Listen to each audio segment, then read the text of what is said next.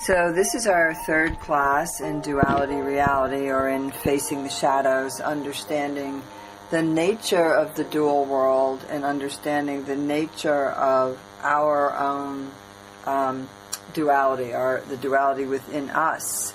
If we can understand that, it makes a whole lot of difference in how we live our life and how much happiness we can generate in our life, how much peace, how much happiness, how much connection to love. So, taking a nice deep breath, just open up your arms, sweep them out to the side, and as you're opening your arms, sweeping them out to the side, feel your chest just opening and your heart shining out into the world. So just drawing the breath into the body, becoming aware. Conscious breathing is one of its, I think, deepest gifts, is that it helps us become aware. And one of the first things that we become aware of is our bodies when we breathe. We become aware of our bodies. We begin to notice things. We notice how our body feels. So that's a connection to awareness. We notice the breath moving in and out of the body. We begin to watch it.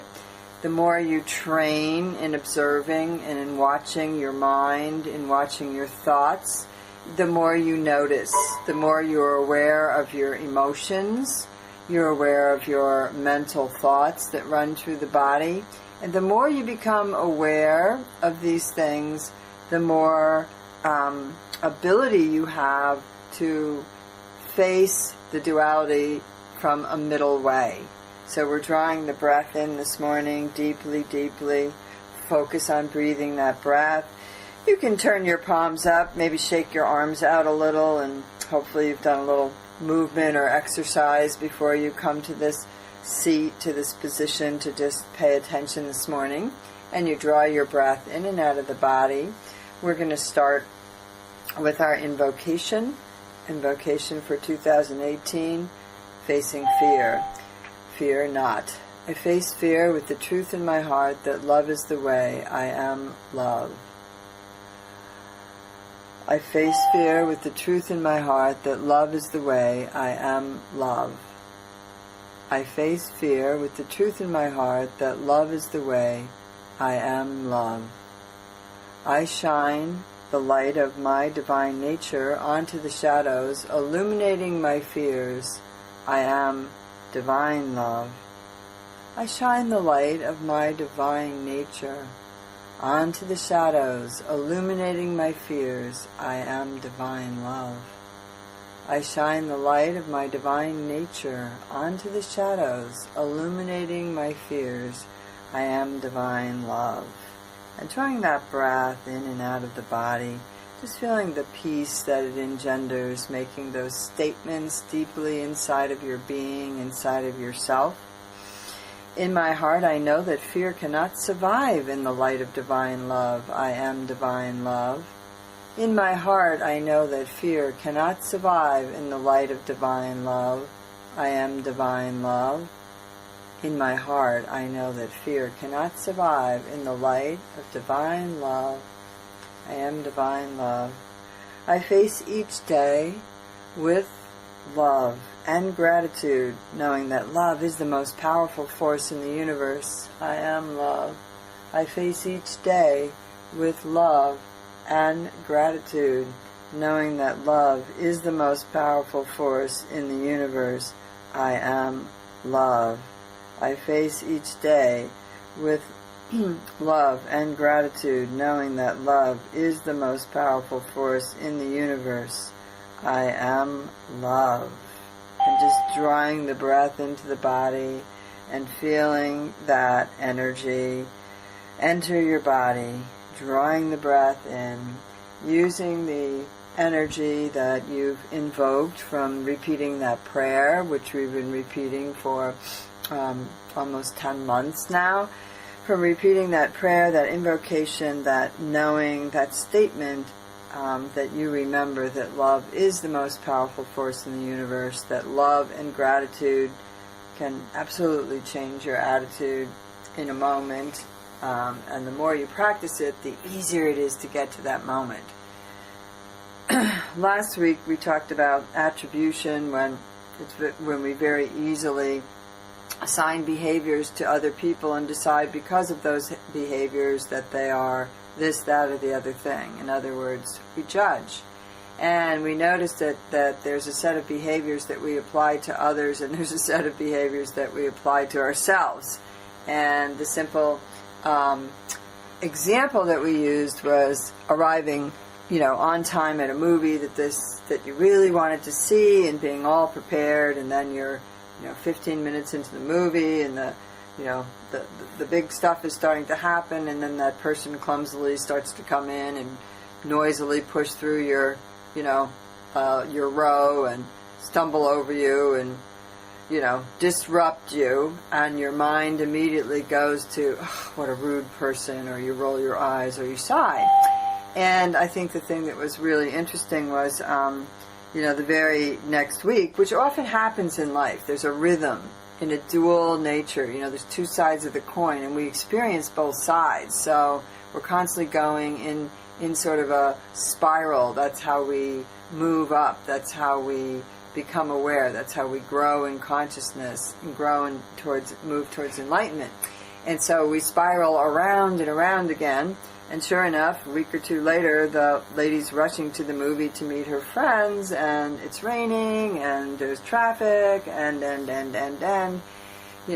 wet raincoat, blah, blah, blah.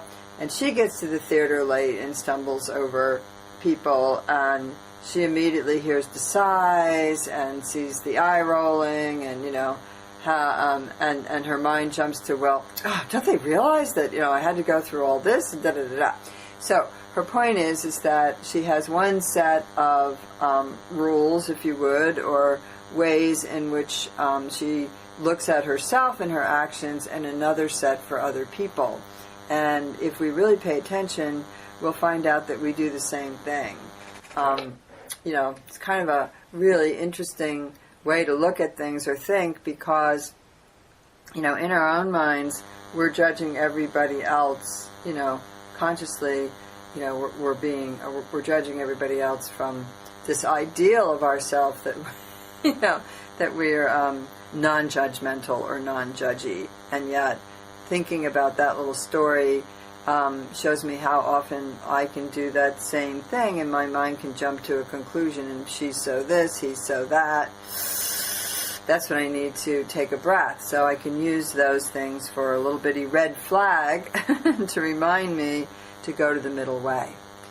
So continuing to breathe, relaxing your body, keeping it open, being aware of your breath.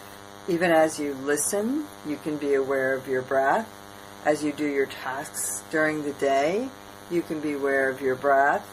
And always going back to breath and watching the world from that observer self that the breath helps you find, gives you a little bit of it helps you step back. And so when we used our visualization in the last 2 weeks, we visualized being either in a theater looking at a blank screen, or maybe, depending on how good your imagination is and good your ability, how well you are at visualization, you can really practice this visualization quite fluidly.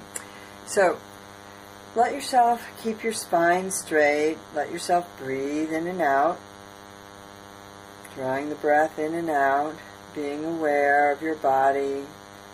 As you breathe, breathe all the way down into your toes, all the way down the center of your body through that hollow tube of your spine to your tailbone. In and out, and imagining you're looking at that blank screen or that chalkboard, and there's that horizontal line. And as you're breathing, you're allowing your mind to look and to stare, to focus at that horizontal line. Breathing in and out, feeling yourself soften as you continue to breathe, watching the horizontal line, putting the plus sign on the right and the minus sign on the left, a little plus sign at the end of your line, little minus sign at the end of the other line. Breathing in and out. Focusing on your breath. Relaxing your body. Your mind becomes aware of the breath moving in and out of the body. Your mind becomes aware of sensations in your body. Maybe you have an achy shoulder or knee or ankle. Maybe your digestion feels a little off from last night. Breathing in and out. You notice those things and you keep breathing. And if you notice some areas of congestion, you simply let your breath go into those areas and flow into them around, and you focus your vision on that line. Focusing your vision on the horizontal line with the plus sign and the minus sign. Focusing on the horizontal line with the plus sign and the minus sign, and continuing to breathe as that focus continues. Imagine the line very flexibly curving up into a circle, and the plus and the minus just merge into one, breathing in and out, focusing in the circle. And each time you breathe, you have a little bit more distance from that line, if you're still at the line, or from the circle. And each time you breathe, you draw the breath into the body, opening the heart, grounding the breath, moving the energy through your body, and being aware. Being aware. You hold your vision and your consciousness on your breath, and your vision on that circle that has been created from that horizontal line, and you breathe in and out, and you breathe in and out. The constant practice of breathing, the different tools that you might use, you meditate perhaps, you breathe, you use a mantra, a consistent prayer, you use your mala beads or rosary beads, you use certain motions, you walk and you breathe and you contemplate. There's many, many ways that you can help yourself come to that state of awareness. And in that state of awareness, you are the observer. And the observer is the pinnacle, the point. It's a little point of where all the breathing is coming from, all the thoughts are coming from, all those things are around you and they're moving. And your awareness is showing you these different realities. The realities of your thoughts, the reality of your feelings, the reality of your thoughts, the reality of your physical form, the reality of the external that's directly around you, where your butt is connecting to the seat, where you're hearing maybe noise outside the room or in the background. In the other room, for me at this moment, there's a constant chant going on. And I'm, aware of the chant and aware of the fact that that chant is creating and generating peaceful energy and vibration in my house and the other rooms. So the awareness extends, but the focus on the breath brings you back to really connecting to that observer self. And from that place, you start to notice that all these other things are there. And you can choose. You can choose an emotion. You can choose a mood. You can choose to turn your thoughts away from something that's not getting you anywhere. You can choose to empty your mind and draw your breath in and out. So there's all these simple little things continuously practiced, they help you step back. If we go back to the beginning of that circle, before we created the circle, we had the horizontal line. To the right of it, we had the plus or the positive. And in your meditations and your practice, you can take these tools and you can experiment over and over again and notice how they serve you, how they help you, how they, what you discover. So it's almost like you create a little lab of discovery. I think you've often heard the term that this is life school, and these are lessons, or that thing that happened, oh, another lesson. I hear people say, life school, not always what we expect it to be.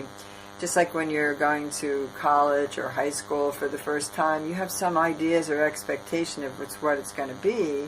And a year later, after that first year in high school or college, if you look back at it, you probably see there's a lot of differences than what you expected.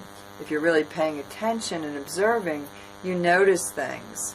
What happens is if we don't practice consciously breathing and conscious awareness, if we don't practice stepping back and observing life, we don't get that opportunity to experiment with things and find the things that are going to bring the change, the alchemical change that we need, that you or I need in our particular life. So, we talked last week about looking at that line helps you step back and not get too far attached to one side or the other. And you might say to me, well, Melissa, why the heck would I get attached to the negative? Because we have addictive personalities, we have addictive natures, we have addictions to habit. The human being has defaults. The human being that was based on survival, which is what most of us are coming from at this point in time, is moving through the stages and ages of the root chakra, the second chakra. We're moving through a lot of these lower experiments and experiences, and we're moving from survival into thriving. So instead of surviving, I'm thriving. Do you want to live a life that's a thriving life, a flourishing life, or do you want to live a life based on survival? To understand that, you have to understand your fears. And so you have to understand that we are in a dual world, that we have dual natures, and duality exists. So we go back to the plus sign and the minus sign. And I think what happens is that we've watered down negative and positive. We've gotten it mixed up with comfortableness, with what keeps us comfortable and safe. So a lot of times what we put on the positive side is stuff that's comfortable and safe and blah-bitty-blah-bitty-blah. What we put on the negative side is stuff that scares us, is stuff that we're afraid of, is stuff that we don't like, stuff that makes us uncomfortable. So that's the idea of, attachment gets connected to one thing or another. And attachment is one of the issues that can pull us out of the center. So we come back to center. We decided last week that if we focused our breath and we focused ourselves and we kind of practiced with this horizontal line in our meditation, experimenting with putting it into a circle, experimenting with looking at what you might put or I might put on my positive side and I might put on my negative, then looking underneath those things that I gathered on the positive and seeing, which ones come from love, which ones come from fear. And even on the positive side, you can have things that come from fear. So it's like having this giant science lab, and you have all these tools, which is really exciting, and then you can step back and you can see that horizontal line all of a sudden turn to a great big platform or table that you're doing these experiments on.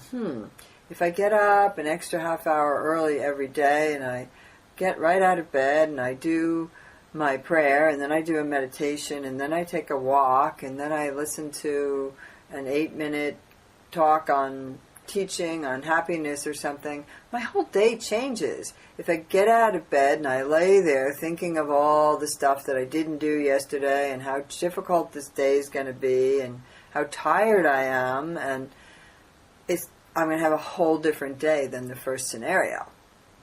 Makes sense, doesn't it?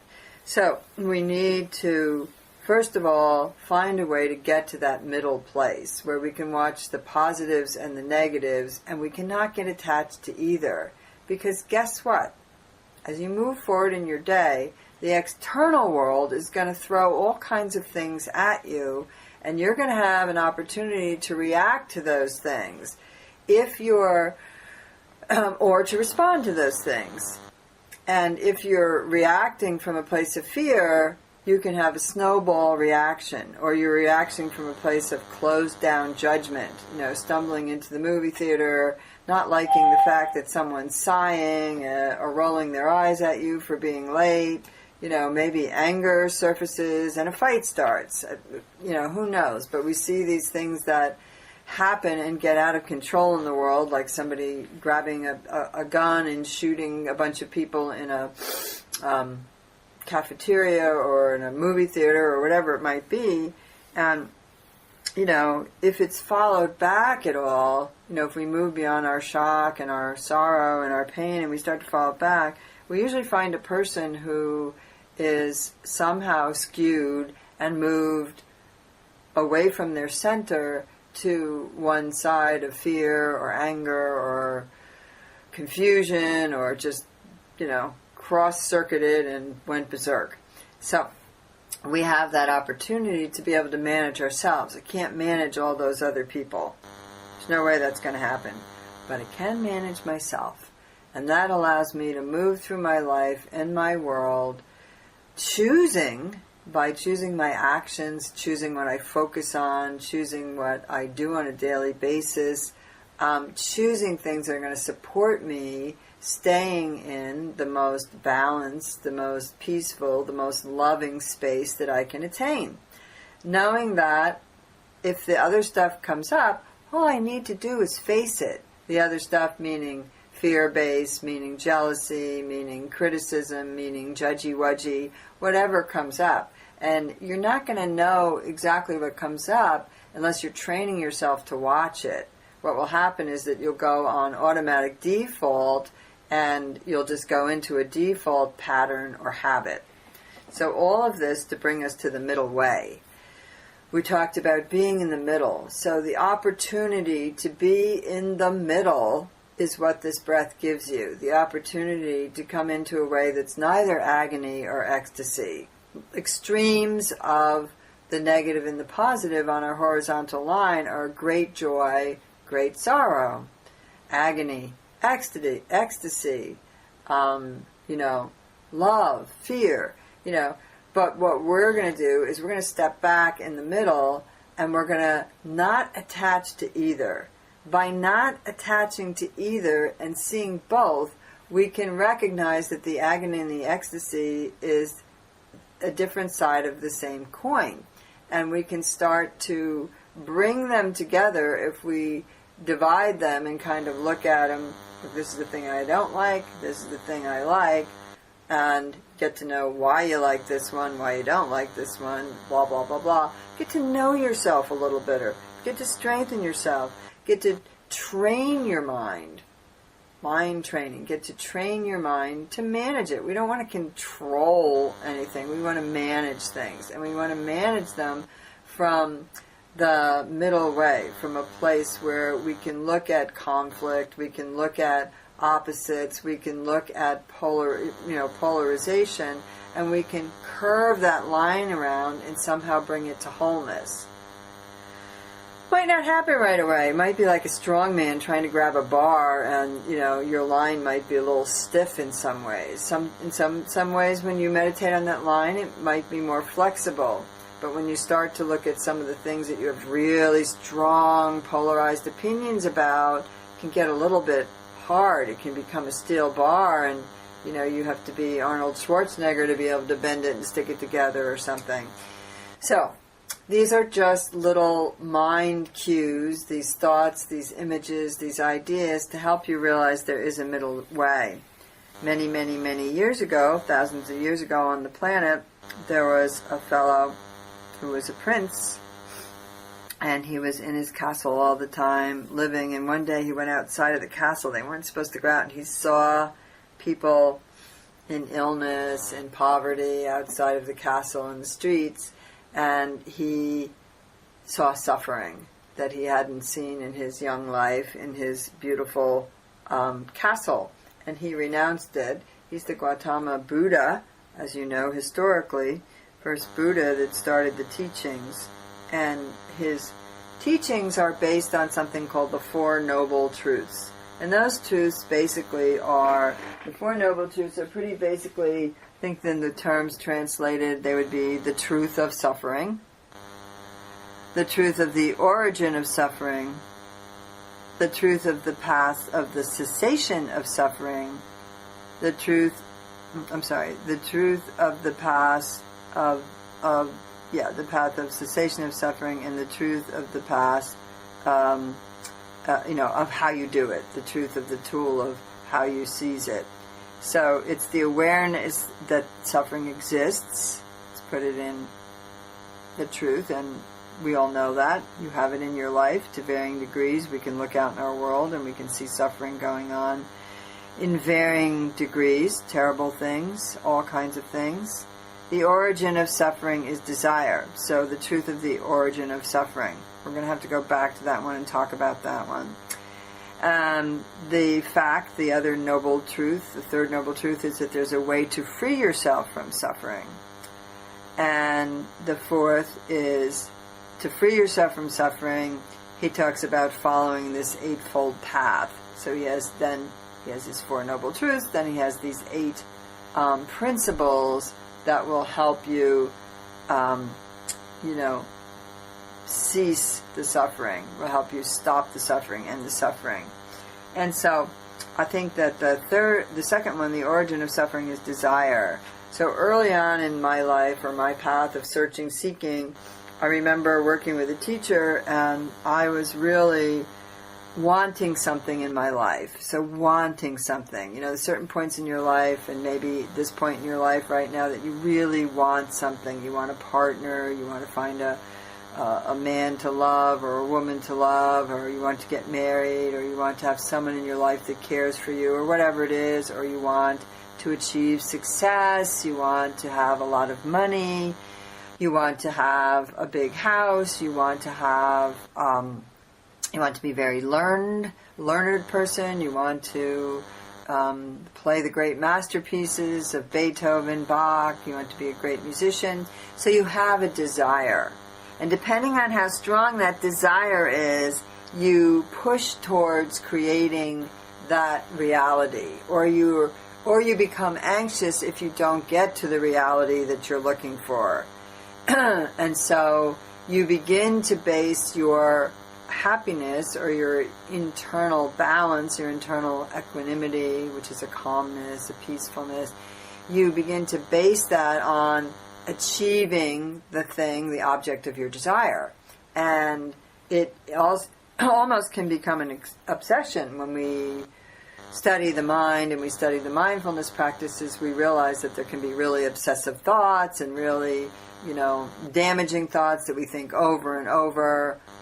You are familiar with the terms these days of low self-esteem, of not feeling enough, of not being good enough, of doubting yourself. You might be aware of all those things. Our society talks about them a little bit more. Depression, different types of depression, different types of mental insecurity or illnesses. We tag them: bipolar, borderline personalities, schizophrenic, depressed, manic depressive. So we have a lot of terms. We're aware of the things, that there's a lot of unhappiness. And even though you and I live in a world of abundance, and I'm sure there's people on the phone that think that they're less abundant than other people on the phone in their lifestyles, or people have a greater amount of material things or less. But when I speak of abundance, I'm thinking we live in the world where we have running water, where we have, anytime you want to take a shower or turn on the water, you can. There are people who do not have that. So, relatively speaking, we have our needs met. We have a roof over our head, we have food to put in our bellies, we have heat, we have water, we have the basics. The very basics, the only things really that you really need to live in material. The other stuff is just sort of added ideas that our minds came to, and experiments in our lab. Experiments in our lab. So the material world is created from our thoughts. It's structured and created from what's inside of us. This is one of the things that I believe. You may or may not always believe that, but the material world, the Buddha said, was created from our thoughts. So the Buddha was originally Prince Siddhartha, this Gautama Buddha, this first Buddha, and he realized about this suffering, and he created the Noble Truths, or the paths. He created a structure, a bunch of tools that you could use to experiment, to experience, is this going to make my life better to meditate every day? Am I going to release myself from some of that angst or depression? So that takes us back to desire. So the extremely desiring something can become an obsession, can pull us away from things that are going on in our life around us, from opportunities to be happy, from opportunities to see other things, to know ourselves, whatever it is, if we get too focused on a desire. So consequently, a desire is, if we're going to look at things in duality, it's a good thing and a bad thing. The good thing is that desire wakes you up and starts you on a path moving towards something. You're never going to be a good piano player unless somewhere along the line you have a desire to be a piano player. And the greater your desire to be a good piano player is going to help you be a better and better piano player. By the same token, if your desire is to be, let's say you look at, I don't really know, let's say your desire is to be Beethoven or to be Wolfgang Mozart or somebody, to be the next great piano player. And let's say you just, life, other things happen your way. You don't get to be that renowned or that well-known. Remember, both those guys had a lot of suffering in their life, by the way, just for the heck of it. A lot of times we also do that attribution, and we close out how much it took from a person to get to the pinnacle or the thing that we see that we decide is our desire. We forget, for example, that a really good relationship that we might see, that we don't have, that we want, comes from the fact that those two people worked hard to make that relationship work, to make that relationship good. They had to grow together, they had to grow within themselves to be able to meet that relationship and grow it in a loving way as opposed to a fear-based way. So all this to get us back to the middle way, to get us the idea of the middle way is equanimity, it's calmness, it's peace, it's an ability to look at the world from that place. Therefore, we can look at the negatives and the positives in our life in a very different manner than being pulled back and forth of ups and downs of agony and ecstasy. So, a lot of us sometimes have met people or seen people in our life that have that wonderful ability to flip up into a place of an amazing fun. The fun person at the party, the one that's dancing, that can inspire people. But that same person can sometimes flop down afterwards. You've often seen, it kind of happens when we do it, when we boost ourselves with alcohol, let's say, or a drug. Or even sugar. We get a high. Woohoo! And we're dancing in the streets, and we've got all this energy and nothing, and da-da-da-da, and then we collapse. And so that's the contraction, expansion energy that I talk about. Contraction, expansion. If a contraction and expansion is out of control, if it's out of balance, if it's not moving in a rhythm based from equanimity, based from calmness, based from peacefulness, then we can be flopped all over in a day, and that's exhausting. We could be having a high, and then we could be having a low, and sometimes being around people that have a lot of highs and lows, even though it's fun to be around them when they have the high, it's exhausting to be around them when they have the lows. It's exhausting to go through that, to put yourself through it. It's exhausting for yourself to keep flipping from one side to another. So, that's where this idea of the middle comes from. And if you want to look at it the way the Buddha did, the historical Gautama Buddha, when he sat under his Bodhi tree, his enlightenment was, he went out and he saw the ascetics, he saw those guys that were in India at the time, and they were giving up, they were mortifying the flesh, they were giving up everything, and down through the history we've had it with Christianity and Catholicism. We had the self-flagellators, the hair shirts, the punishment, the mortifying of the body, the making the body's needs wrong, the making it, a terrible thing. It's kind of tough because we're in a body. So the mortifying, this is not discipline. This is, extreme. And when he was sitting under the Bodhi tree, at some point he met some milkmaid or something, and walked down to the river to come back to his meditation, and she gave him some milk, and then he's under the tree, and the enlightenment came to him that of the middle way, of finding the reality, and these noble truths popped into his head. Oh, the truth is that there's suffering in this life. The truth is that there can be a cessation of suffering. The truth is that how do I get to that cessation of suffering? And so that's where some of these tools come in. Your ability to stand back, focus on that line, learn about yourself from that mini meditation, that mini visualization, gives you the opportunity to create practices and even experiment with these practices. Stick to them, keep working with them, and seeing, do I feel better if I don't have 3 drinks at the party? Do I feel better the next morning? Do I feel better if I do not eat emotionally, if I eat in a balanced way? Do I feel better if I didn't lash out with that reactive judgment or those reactive words when I was annoyed, or when somebody got in the way of my movie experience, or somebody got in the way of my life experience, or somebody got in the way of my day experience? So, do I feel better when I stand back and I breathe and I strengthen myself? Do I feel better when I get up a half hour earlier and I watch my mind, and then I start to do things that are going to help bring my mind back to equanimity, to calmness, to peace, to balance?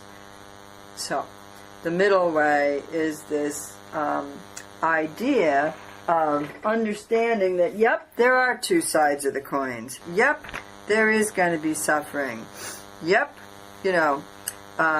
Gautama Buddha reached his truth through suffering, and he understood that he needed to come to a middle way, that the mortifying or the suffering wasn't the way to go, just as living in the castle and blinding his eyes to everything else in the world wasn't the way to go.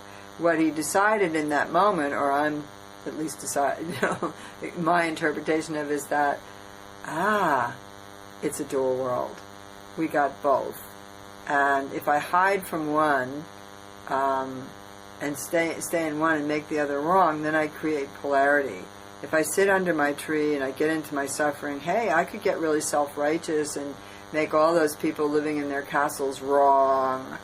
Oh, the them, the haves, the have-nots, the blah, blah, blah. So look at all the types of polarization that we have. We polarize on gender, we polarize on political parties, we polarize on actions, we polarize on race, we polarize on countries. This country's better than that country, so therefore think of every country's got all these people, so therefore all those people in the bad country, the one I don't like, they're all bad. See how the mind can polarize and just takes us out of the reality. So we need to be aware, whether you're aware of it in the idea of Buddhism with the Noble Truths, or you're just simply aware of the fact that, hey, this is a dual world, and if I'm going to move into the enlightenment of it, it's not going to happen by me tipping over only to, chanting every day in perfect bliss, and, not paying attention to anything that goes on, You take that chanting and you balance yourself, and then you face the world that's around you, and you bring that energy generated into the actions that you're doing. So it's kind of really, really interesting. The suffering comes from external conditions. You may not have power over those, although I disagree with that fully, but I'll bring you back to that in a minute. The internal conditions we can change. We can change our minds, we can change our energy.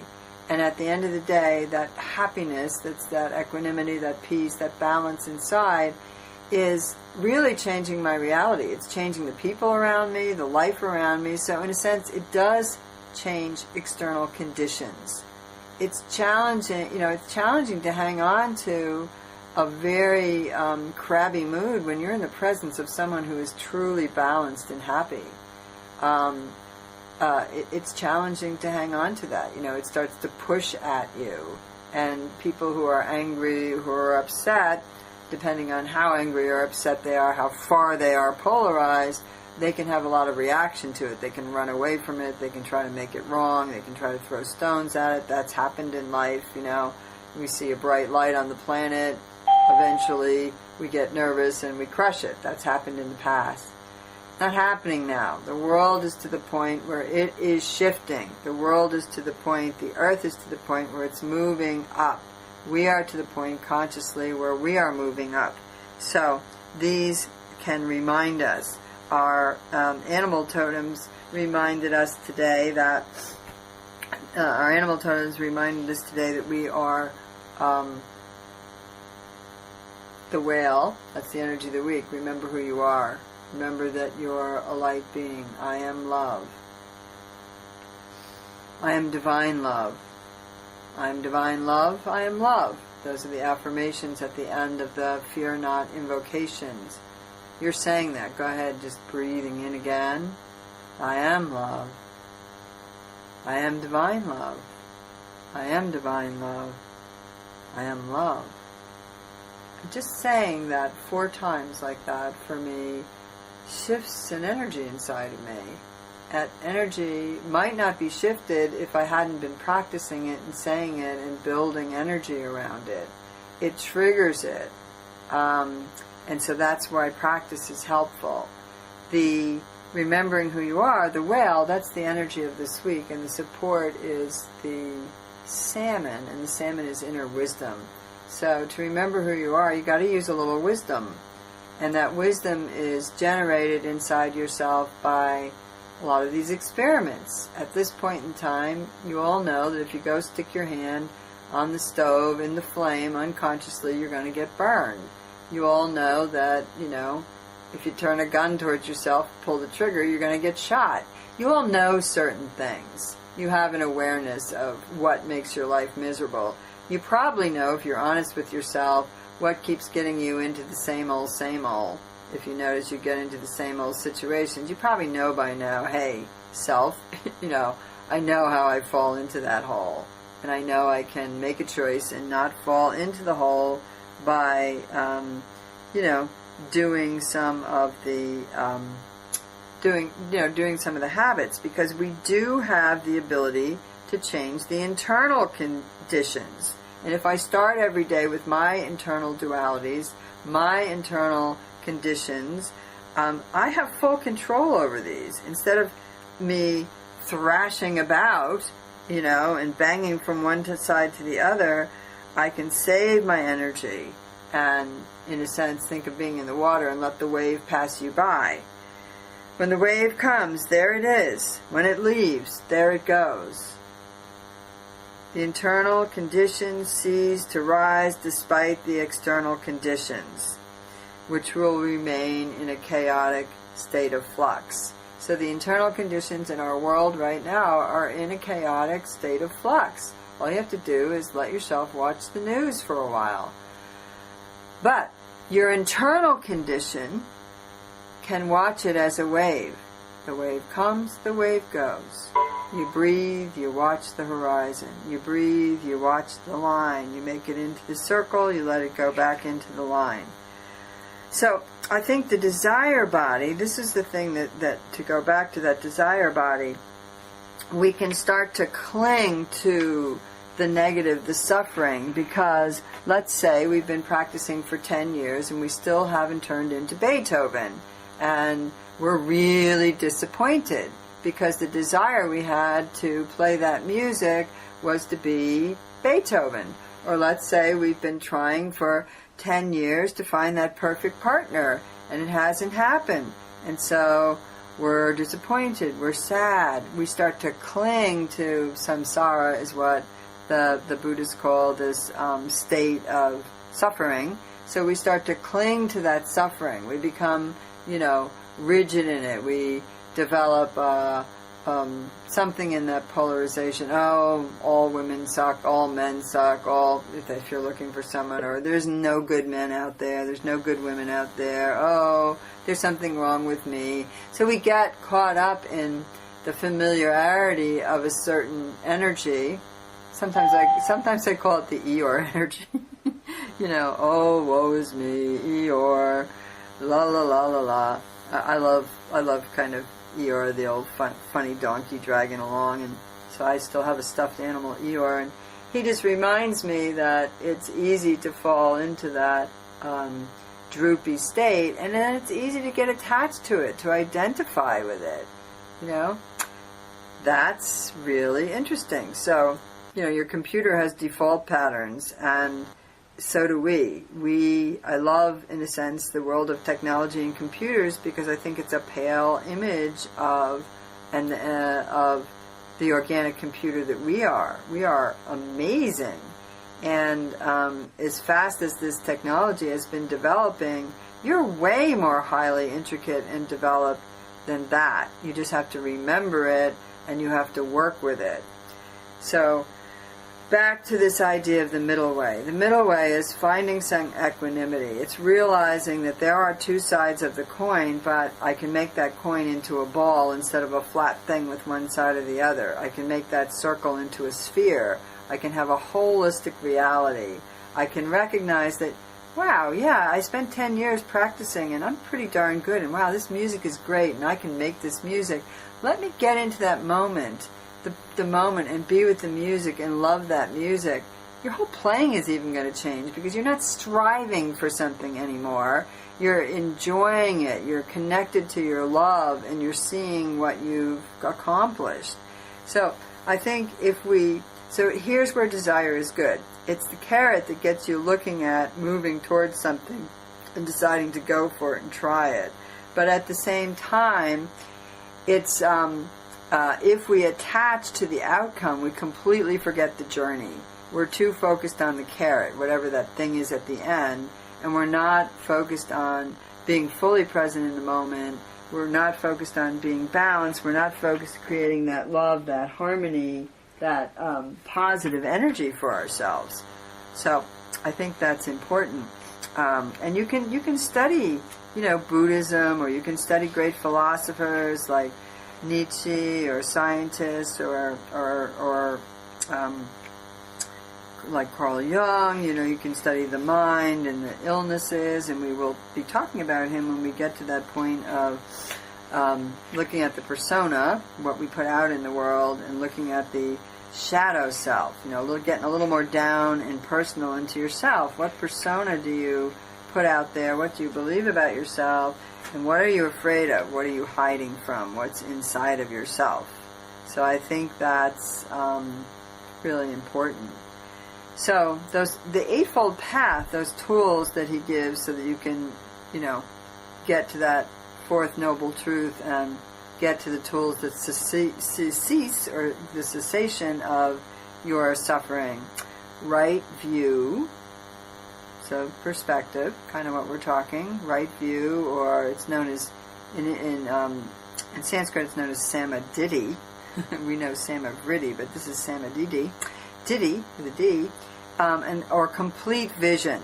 Complete vision, the ability to look at the plus, the minus, the ability to take it, bring it together into a whole, create it into that circle, create it into that sphere. Right view, right intention. So the right intention is, why am I wanting to be? It's knowing myself enough to know, why did I want to be that piano player? What was my intention? I wanted to prove to somebody that I was good enough. I wanted to be better than somebody else. I love music and enjoy it, and I want to be immersed in it and share it with the world. 3 different intentions, 3 different energies you're bringing to the same thing. Right speech. Well, I think that makes sense. When we take a little breath before we speak, a lot of times we'll have an opportunity to put things in a different way than if we just speak from a reactive place. So it refrains from using, lying, false speech, that kind of thing, and encourages one to always speak the truth from a balanced place. Right action.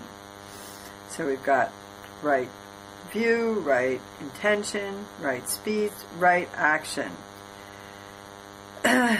So it has it's Samakamamanta, which is what it means in Sanskrit, but its meaning is integral action or right conduct. So it's the idea of never hurting another, not criticizing another,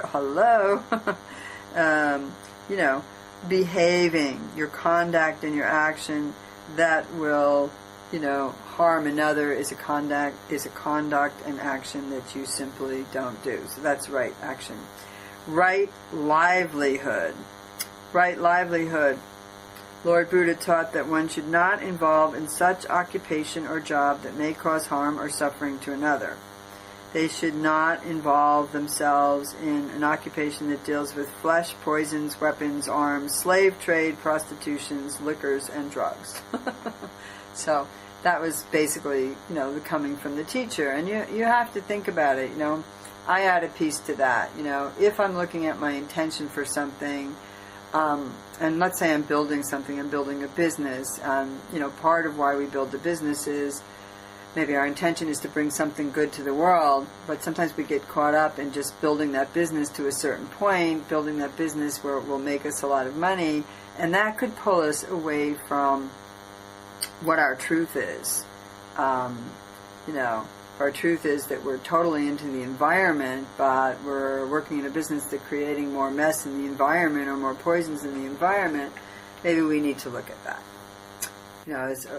Maybe we need to look at that and readjust some of our desires or expectations. So let's say I want to bring a product into a world and in the world, and I want it to be really, really natural, and I also want it to be on every shelf in the kingdom or the world, and I realized that I have to put something in the product to keep the thing from spoiling, the natural thing from spoiling, and the thing that I'm putting in is something I have to compromise some of my beliefs or intentions to, because that preservative is not exactly natural.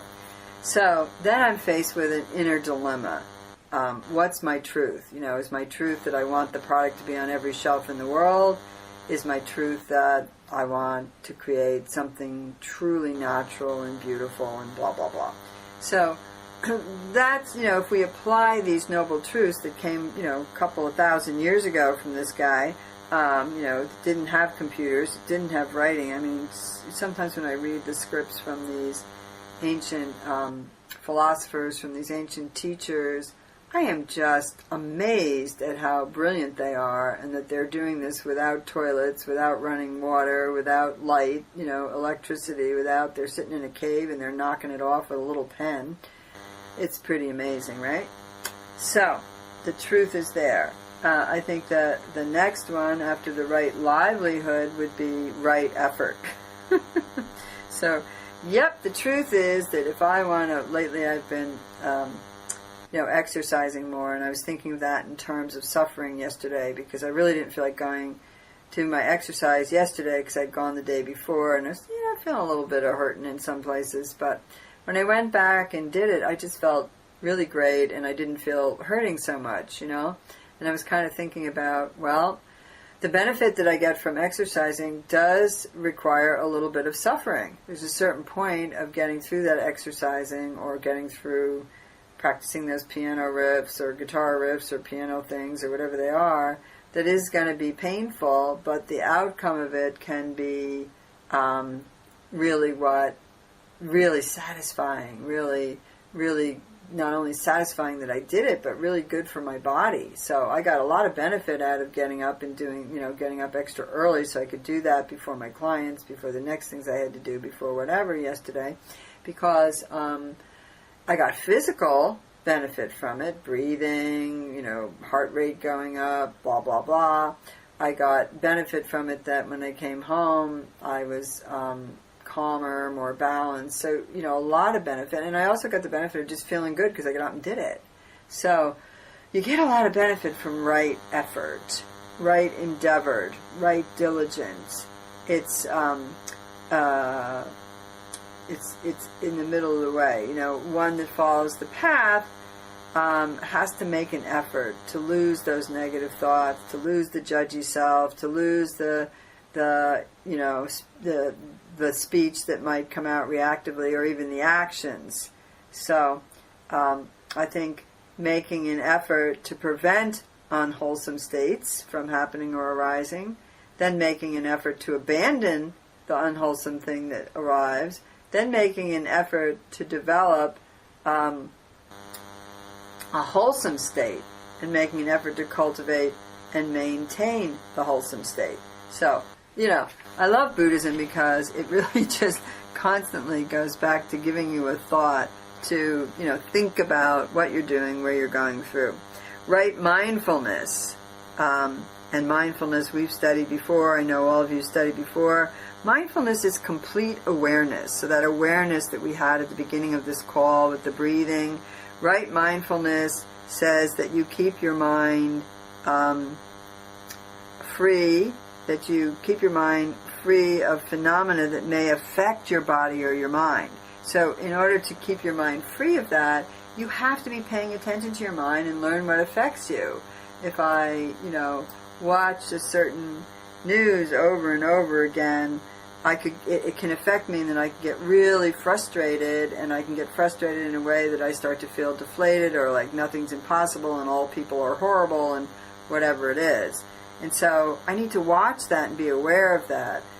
If I need to be aware of that news and see that, and that helps me take a right action of, okay, I'm going to go do something about it, and I'm going to find one little way that I can do something about it, then that is helpful. So mindfulness is that complete awareness, and complete awareness means we have to be aware of the negative and the positive within ourselves, and instead of just focusing it on in the world, because when you just focus on it in the world, it's going to pull you out of yourself, pull you out of your center. It's going to polarize you, because you're going to be drawn towards one thing as opposed to another, or you're going to be drawn towards opposing one thing. So that creates a lack of wholeness. So right mindfulness was number 7. Right concentration is number 8. And I think the noble right concentration is that ability to be able to sort of stick with something. And so what's the easiest thing to go to concentrate on, that keeps our body, mind, and spirit connected in the physical, is the breath. Takes us back to the breath. Here we go again. Conscious breathing, a commitment to conscious living. And so drawing the breath in today, thinking about all of these things. You don't have to particularly memorize them, but focus on the ones that made sense to you. Take them back to your meditative state. Watch that line and watch where your mind goes. It's a very simple meditation. If you don't like that one, just breathe. Just find something that works for you. Simple visualization. So drawing the breath in, let's hold the palms open again. Let's take 3 deep breaths. After the 3rd breath, let's just Om today 3 times. And on the 3rd Om, bring your hands together in prayer pose in front of your heart. Ready? Om.